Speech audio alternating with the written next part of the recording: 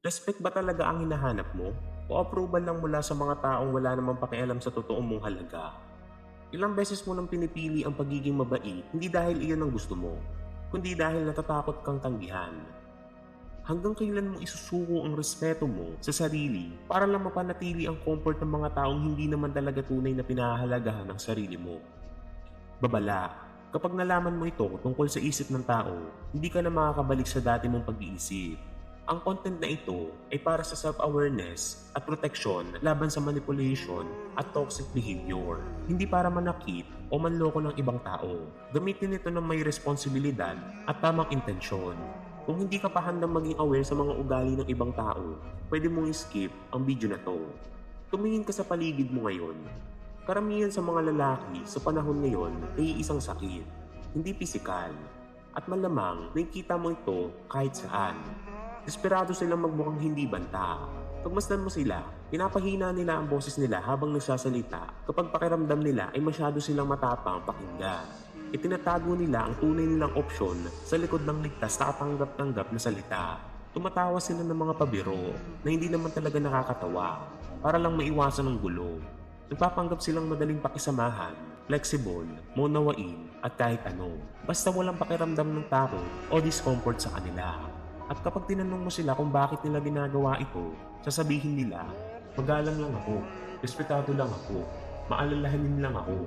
Pero alam mo at alam ko rin kung ano talaga iyon. Ito yung takot. Takot sa konfrontasyon, takot sa pagtanggi, takot mapansin, takot matawag na sobra, masyadong intense, o kaya mahirap pakisamahan. Nakumbinsin nila ang sarili nila na ang pakikisama sa karamihan ay kabutihan, na ang pakikisama sa lahat ay tagumpay, na mas mahalaga ang respetuhin ng ibang tao kaysa respetuhin ng mga taong tunay na mahalaga. Pero ikaw, iba ka. Hindi ka nagdadalawang isip. Kapag may maling pag-iintindi sa intensyon mo, hindi mo sila hinahabol para lang magpaliwanag. Hindi mo rin binabago ang sarili mo sa paraang hindi komportable para lang maging komportable ang ibang tao. Samantalang ikaw, iba kang kumilos, iba kang magsalita. Kakaiba rin kung paano mo dalhin ang sarili mo. At dahil doon, iisa lang ang tawag ng lipunan sa katulad mo. Nakakatakot.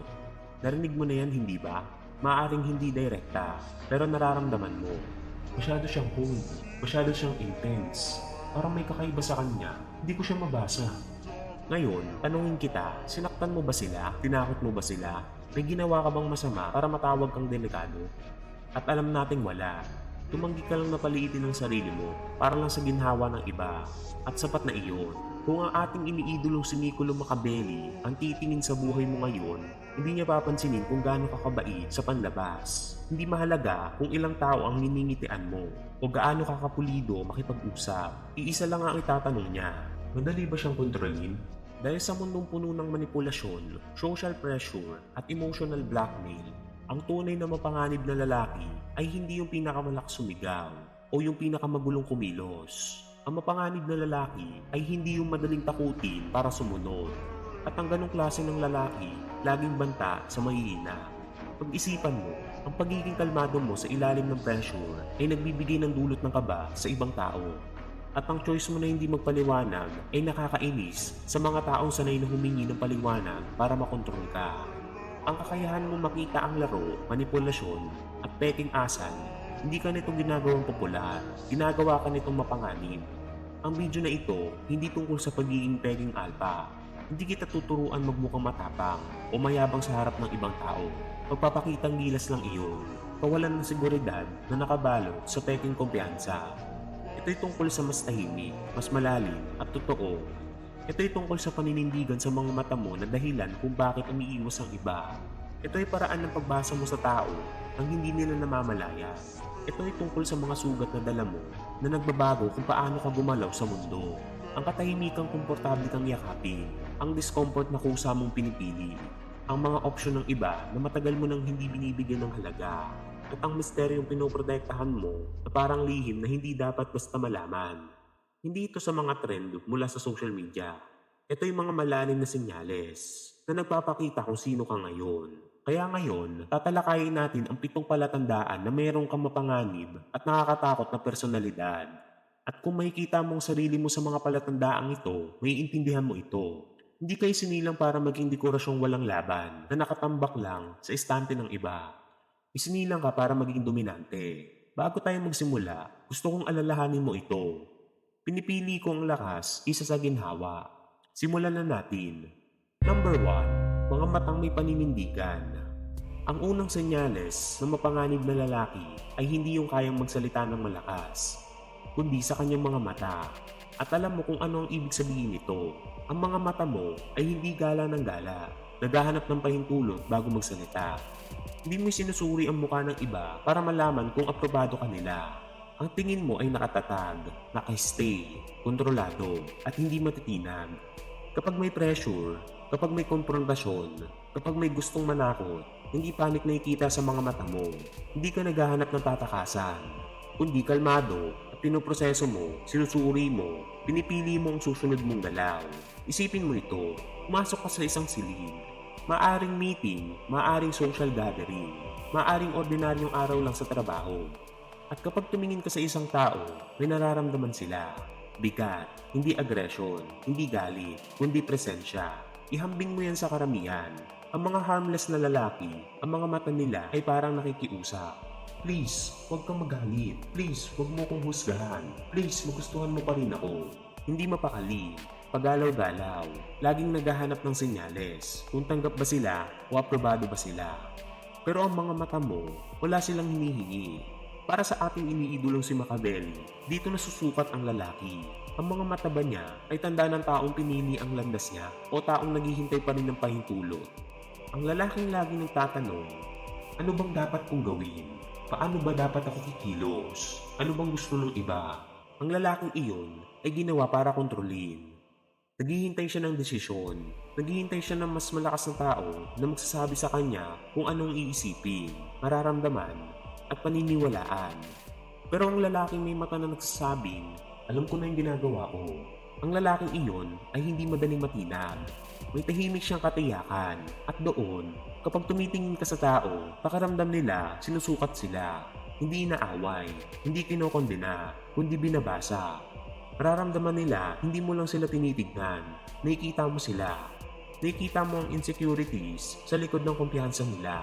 Nakikita mo ang kasinungalingan sa likod ng ngiti nila. Nakikita mo ang kahinaan sa likod ng aggression nila. At iyon ang nagpapahirap sa kanila. Kaya sinasabi nila, bakit ang seryoso mo? Bakit masyado kang intense? Relax ka lang. Pero ang totoong ibig nilang sabihin, pakiramdam ko na babasa mo ko at hindi ako komportable. Ito ang realidad. Karamihan ngayon, walang laman ng mga mata. Nakadikit sa screen buong araw. Lunod sa walang tigil na scrolling, notification at dopamine hits. Distracted sila, watak-watak, addict sa susunod na stimulation. Pero ikaw, gising ang mga mata mo, nakatuon, naririto na sa kasalukuyan. At sa mundong halos wala ng tunay na nakatingin, ang ganong klaseng focus ay nakakatakot. Hindi na sanay ang mga tao ngayon na tunay na makita. Sanay sila sa mababaw na tingin. Sanay silang baliwalain. Sanay sila sa peking papuri. Pero kapag may mga taong tunay na nakakakita sa kanila, hindi lang sa panlabas, kundi sa kung sino talaga sila, may malalim itong epekto.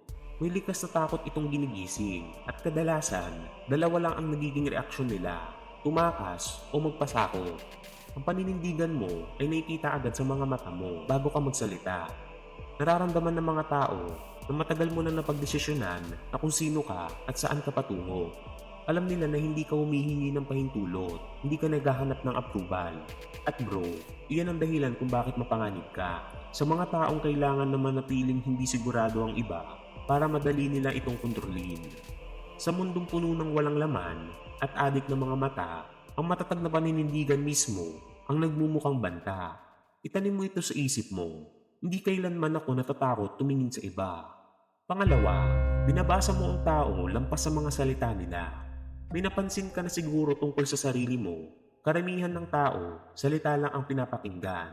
Pero ikaw, pattern ang binabasa mo. Kapag may kausap ka, nakikinig ka ba sa sinasabi nila? At sinusuri mo rin kung paano ito sabihin. Napapansin mo ang mga bagay na hindi napapansin ng karamihan. Ang bahagyang pag-alinlangan bago magsinungaling. Ang sobrang paliwanag kapag may tinatago. Ang biglang pagbabago ng tono kapag nag-iba ang power dynamics, especially sa paligid. At higit sa lahat, naaalala mo. Mahalaga iyan. Naalala mo kung sino lang ang lumalapit kapag may kailangan. Naalala mo kung sinong nawawala kapag ikaw na ang nangangailangan. Naalala mo kung sino ang biglang nag-iiba ang ugali, depende kung sino ang nakatingin. At itong pinakakaibahan mo, hindi ka agad nagre-react. Yan ang hindi maintindihan ng karamihan. Hindi mo sila agad kinokompronta. Hindi ka gumagawa ng eksena. Hindi mo sila pinapahiya sa mismong sandali. Tahimik mo lang iniimbak ang impormasyon. Maingat, kalkulado, hinahayaan mong tapusin nila ang buong palabas. Ipinapakita mo sa kanila ang buong pagkatao nila. At pagkatapos, nang walang anunsyo, ina-adjust mo ang distansya mo. Maaring unti-unti mo silang putulin. Maaring hindi mo sila pagkatiwalaan. Maaring manatili sila sa paligid, pero hindi kailanman makakalapit. Si Machiavelli ay nabuhay sa mundong puno ng pagtataksil, ambisyon, at lihim na motibo. Alam niya ang isang pinuno ay nabubuhay o bumabagsak batay sa isang kakayahan. Ang malinaw na pagbasa sa kalikasan ng tao. At yun mismo ang ginagawa mo sa modernong buhay. Sinusuri mo ang bawat interaksyon para sa loyalty, takot, kasakiman at inggit. Nakikita mo ang motibo ng tao kahit hindi nila alam na inilalantad nila ito. At hindi ka paranoid. Malaking pagkakaiba ng paranoid sa obserbasyon. Ang paranoid ay nakakakita ng banta kahit wala naman. Iniisip nilang lahat laban sa kanila. Pero ikaw, nakikita mo lang ang mga taong banta na hindi napapansin ng iba dahil sila'y masyadong inosente, distracted, o desperado sa approval. Pinagmamasdan mo ang body language, pinapakinggan mo ang pagbabago ng tono, pinapansin mo kung sino sila kapag akala nila walang mahalagang nakatingin. Napapansin mo kung gaano sila kabilis manira nang wala sa harapan. Napapansin mo kung gaano sila kadaling magpalit ng panig kapag may pakinabang. At ito ang pinakaayaw ng mga manipulator sa'yo. Hindi umiepekto sa'yo ang mga taktika nila. Ang guilt, pambobola, peking charm, emotional manipulation, pagpapanggap na biktima. Ginagamit nila ito laban sa'yo, pero walang epekto. Parang maling susi sa maling kandado. Nakikita mo agad ang laro nila. At mas malinaw pa roon, alam nilang nakikita mo. Kaya anong ginagawa nila? Tatawagin kang masyadong kritikal, masyadong analytical, masyadong malamig, at overthinker. Pero ang totoo nilang ibig sabihin, hindi kita makontrol gaya ng pagkontrol ko sa iba. Problema iyon para sa kanila. Karamihan ng tao ay gustong mapaniwalaan sila base lang sa salita. Gusto nilang tanggapin mo ang sinasabi nila nang walang tanong. Pero hindi ikaw. Sinusukat mong salita nila laban sa kilos nila. At kapag nagtugma, alam mo agad kung alin ang paniniwalaan. At iyan ang dahilan kung bakit mapanganib ka sa mga taong nabubuhay sa panlilinlang. Pag nakita mong laro, hindi ka na nila muling malalaro sa parehong paraan. Kapag nalaman ng tao na nababasa mo sila, hindi ka na nilang titignang harmless. Itanim mo ito sa isip mo. Mas nakikita ko ang meaning lampas sa salita. Number 3, binago ng sugat mo ang aura mo. May isang bagay sa pagkatao mo, hindi ito basta pinili. Pinili ito ng buhay.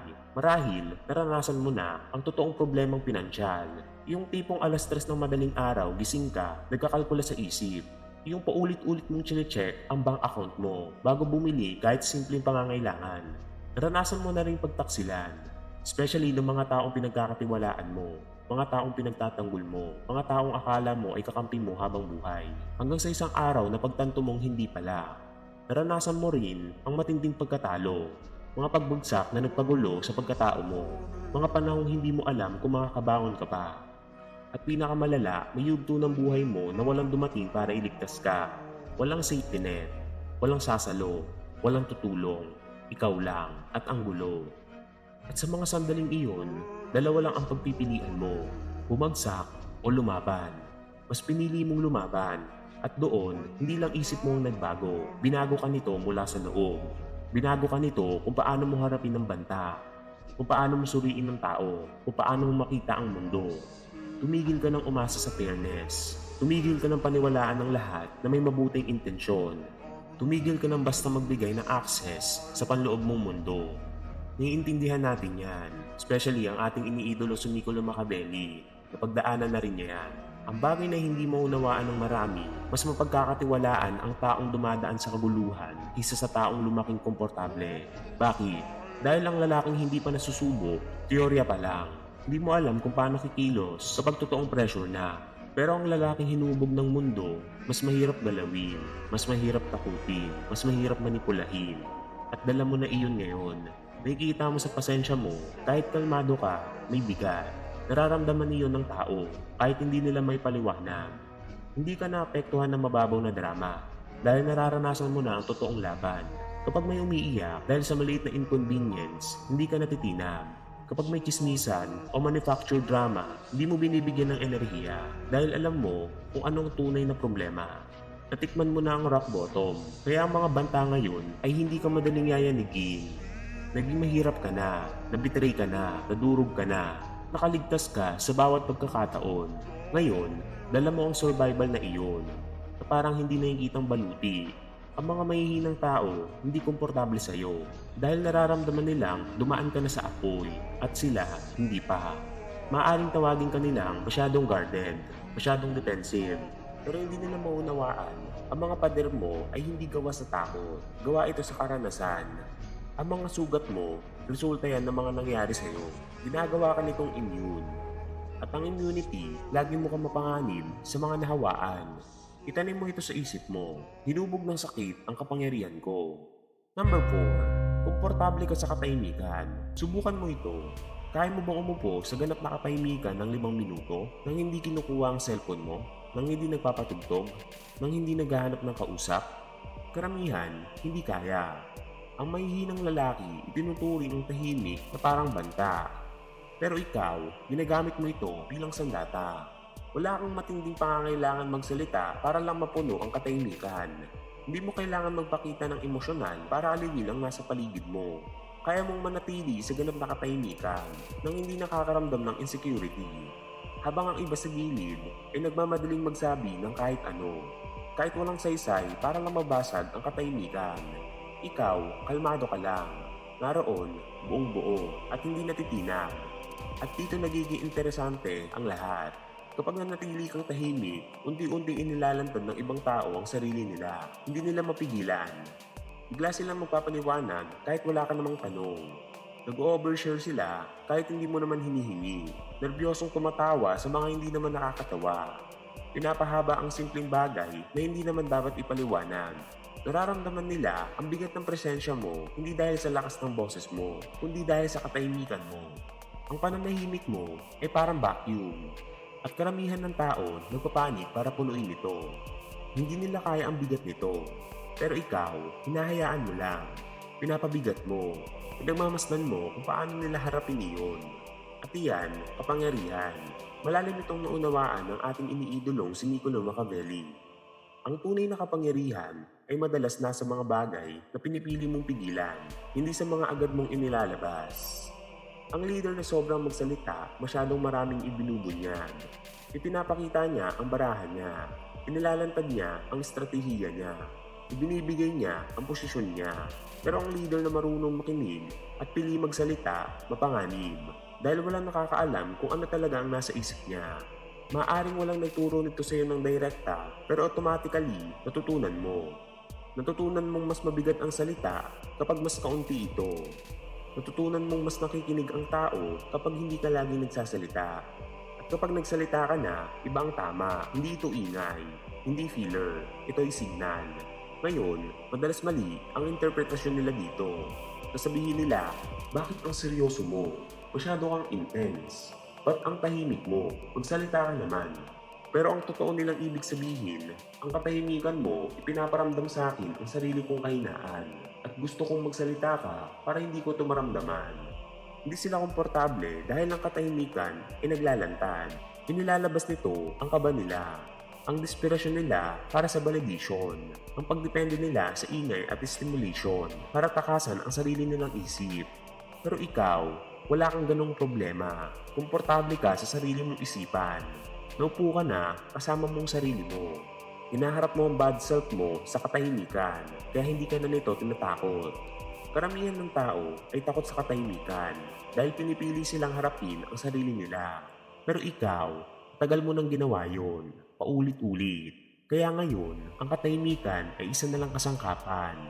Kapag komportable ka na sa katahimikan, hindi mo na kailangan ng ingay para patunayan na mahalaga ka. At iyan ang lubos na gumugulo sa mga taong kailangan ng ingay para maramdaman ang sarili nila. Kaya itanim mo ito sa isip mo. Inilalantad ng katahimikan ang katotohanan. Number 5. Pinipili mo ang hirap kaysa seguridad. Sagutin mo ito ng tapat. Kailan ka huling pumili ng mas mahirap na landas? Kahit may mas madaling opsyon. Karamihan ng tao, gagawin ng lahat para manatiling komportable. Isinasakripisyo nila ang kalusugan, potensyal at respeto sa sarili basta maiwasan lang ang hirap. Pero ikaw, iba ang pagkakagawa sa iyo. Handa mong isuko ang comfort para maging hindi mababasag. Nagtitrain ka kahit mas madaling matulog. Gumagawa ka ng proyekto kahit wala ka ng gana. Tinatanggap mo ang may hirap na hamon. Physical na sakit, mental pressure, mga panganib na nakakatakot habang ang iba ay naghahanap ng pinakamadaling daan. Ikaw, sinasadya mong piliin ang mas mahirap. Bakit? Dahil alam mo ang totoo. Hindi mo pinagkakatiwalaan ng sobra ang madaling buhay. Alam mong may kapalit ang comfort. At ang kapalit na iyon ay pagiging dependent, pagiging marupok, unting-unting pagkasira sa bawat desisyon na pinipili mo. Bahagya kang humihina sa bawat hirap na iniiwasan mo.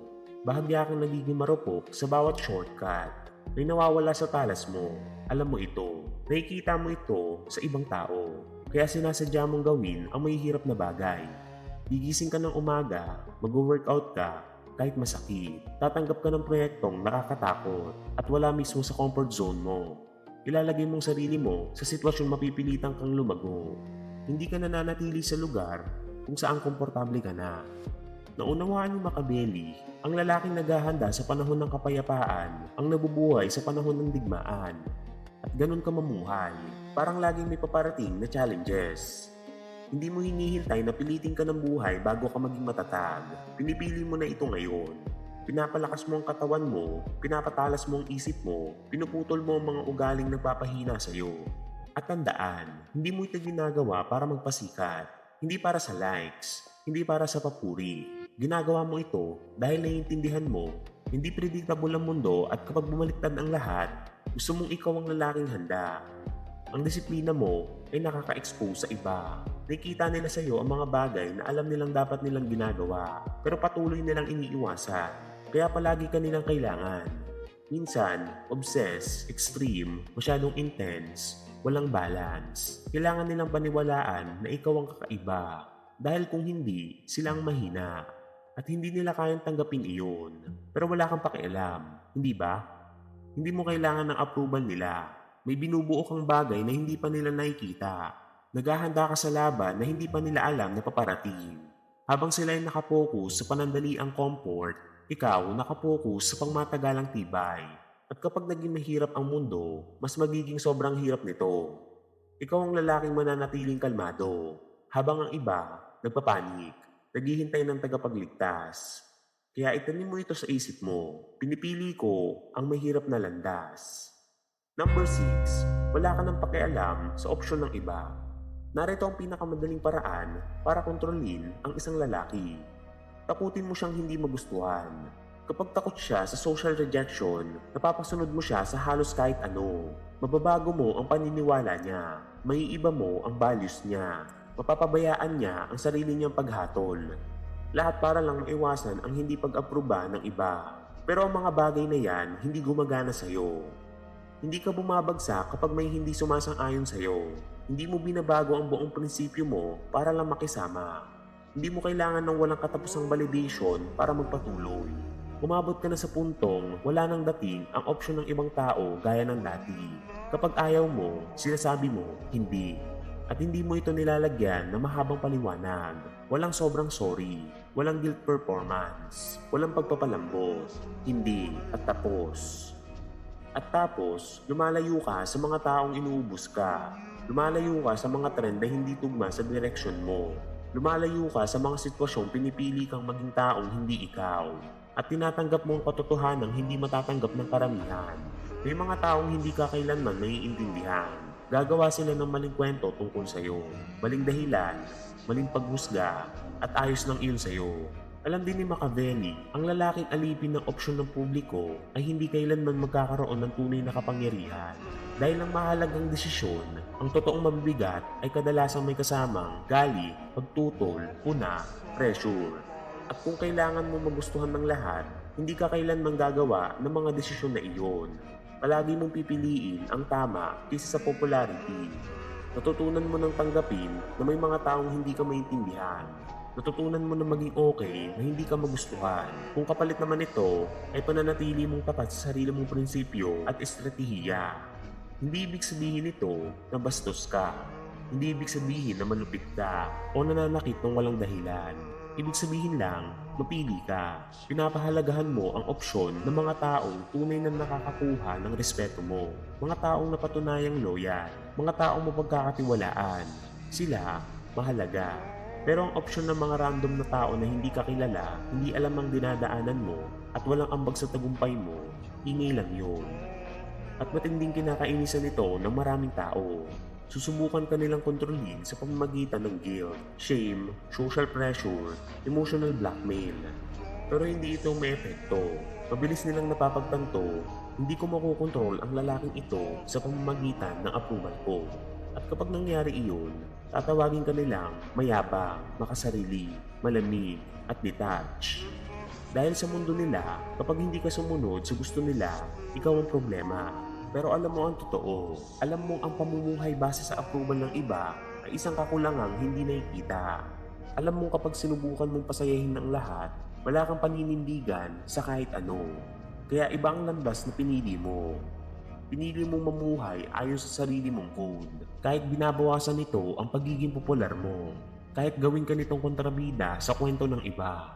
Hindi mo layuning magustuhan ng iba. Ang layunin mo, irespeto ang sarili mo kapag tumitingin ka na sa salamin. At madalas, hindi pwedeng sabay ang dalawang iyon. Kapag nawalan ng kapangyarihan ng opsyon ng ibang tao sa iyo, nawawalan din sila ng kapangyarihan na kontrolin ka.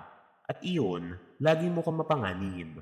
Itanim mo ito sa isip mo. Matatag akong nakatayo kahit mag-isa. Number 7. May dala kang misteryo. Nabubuhay tayo sa panahong sobrang pagbubunyag. Lahat ipinapakita ng lahat. Mga kinakain nila, nararamdaman nila, problema nila, mga plano nila, at emosyon nila. Basta detalye ipinapakita agad sa lahat ng tao. Pero ikaw, hindi. Hindi mo inuubos ang buong kwento ng buhay mo sa mga taong kakilala mo. Hindi mo ipinapaskil ang bawat emosyon, takot, pagkabigo, o plano. Namimili ka lang na ibabahagi. May intensyon, may control, hindi pa dalos-dalos. At sa panahong sobrang exposure, ang normal, ang lalaking marunong magtago ng sarili niya ay nagiging makapangyarihan.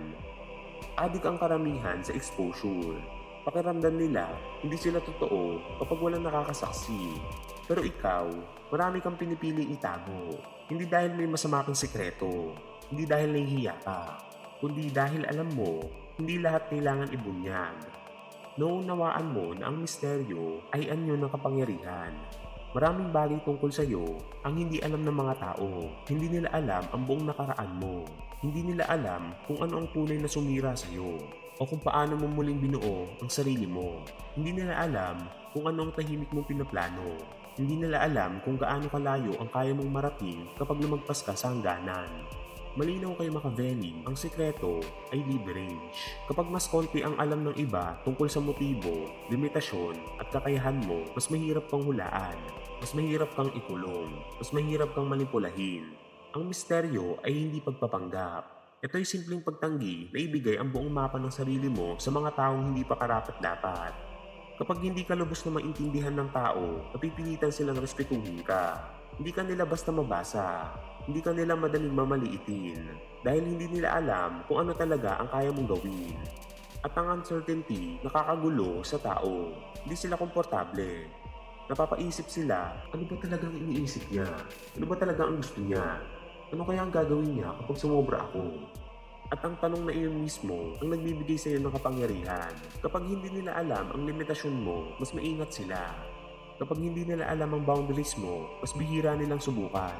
Hindi mo sinasadyang maging misteryoso. Pribado ka lang. Natutunan mo sa karanasan na ang sobrang pagbabahagi ay nagpapahina. Natutunan mo na ginagamit ng tao ang kahinaan mo laban sa iyo kapag ibinibigay mo ito ng libre. Kaya hawak mo ng mahigpit ang baraha mo. Ipinapakita mo lang ang gusto mong makita nila. Walang sobra, walang kulang. Kapag hindi ka nila mabasa, hindi ka na nila tatratuhin dekorasyon. Tinatrato ka nila bilang variable na dapat respetuhin. Itanim mo ito sa isip mo. Ang misteryo ang kapangyarihan ko. Ngayon, pagsamahin natin ang lahat. Dinalakay natin ang 7 palatandaan. Mga matang may paninindigan. Kakayahang bumasa ng tao lampas sa salita. Mga sugat na nagpatibay sa aura mo. Komportabling katahimikan. Pagpili sa hirap kaysa seguridad. Kawalan ng pakialam sa opsyon ng iba. At misteryong dala mo. Lahat ng ito ay tumuturo sa isang katotohanan, hindi ka madaling basahin, hindi ka madaling bilhin, hindi ka madaling basagin. At sa mundong halos umiikot sa kontrol ng manipulasyon at social pressure, ginagawa ka nitong mapanganib. Pero may mahalagang babala si Machiavelli, hindi sapat ang pagiging mapanganib lang. Ang mapanganib na lalaking walang disiplina, sinisira muna ang sarili niya. Nagiging kaguluhan siya, nagiging panganib kahit sa sariling buhay. Pero ang mapanganib na lalaki na may disiplina, siya ang tahimik na nagpapabago sa balanse ng kapangyarihan sa bawat lugar na pinapasok niya. Kaya kung nakikita mong sarili mo sa 7 palatandaang ito, huwag ka nang humingi ng tawad sa kung sino ka ngayon. Huwag mong hayaang kumbinsihin ka ng mahihinang tao na mali ka. Sa halip, hasain mo ito, patatagin mo ito, ituon mo ito sa bagay na karapat-dapat sa enerhiya mo. Hindi kailangan ng mundo ng mas marami pang harmless na lalaki. Sobrang na iyon. Mga lalaking tangulang ng tango, mga walang paninindigan, mga lalaking madaling itulak kahit saan. Ang kailangan ng mundo, mga lalaking humaharap sa totoong pressure nang hindi bumibigay. Mga lalaking nakakakita sa kasinungalingan. Mga lalaking kayang umupo sa katahimikan. Mga lalaking nakakakilos sa gitna ng kaguluhan nang hindi nawawala ang focus nila. Hindi ka nilikha para maging komportable. Hindi iyon ang layunin mo. Nilikha ka para maging epektibo, matatag, hindi madaling manipulahin, hindi madaling bilhin, hindi madaling takutin. Hindi iyan personality flaw. Iyan ang kalamangan mo sa mundong puno ng mga taong madaling bumigay. Kung nais mong gawing malamig na estratehiya ang presensya mo, tunay na leverage at ganap na kontrol sa direksyon ng buhay mo, alam mo na ang dapat gawin. Manatili, patuloy na matuto, patuloy na tumibay. Dahil hindi ito para sa lahat. Ito'y para sa mga lalaking handang tumigil sa paghingi ng tawad at handang mamuhay mula sa posisyon ng tunay na lakas. Kaya i-comment mo to sa comment section. Ako ay nilikha para maging unstoppable. Maraming salamat sa inyong panunood.